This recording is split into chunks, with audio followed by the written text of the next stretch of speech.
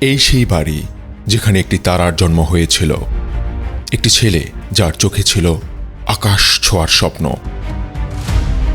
ছোটবেলা থেকেই ক্রিকেট ছিল তামিমের ধ্যান জ্ঞান। বাবার হাত ধরে মাঠে যাওয়া, গ্যালারিতে বসে খেলা দেখা, এগুলোই ছিল তার জীবনের প্রথম পাঠ। সময়ের সাথে সাথে সেই ছোট্ট ছেলেটি বড় হতে শুরু করল। তার ব্যাট কথা বলতে শিখল, তার স্বপ্নগুলো ডানা মেলতে শুরু করল।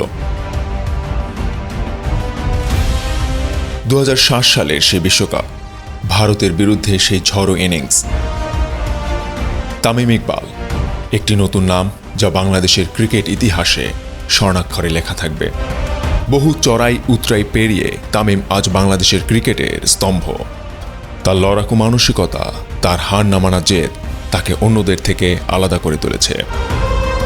Tamim Iqbal, the fight back kid, বাংলাদেশের ক্রিকেটের এক উজ্জ্বল নক্ষত্র যিনি সর্বদা লড়ে যেতে জানেন।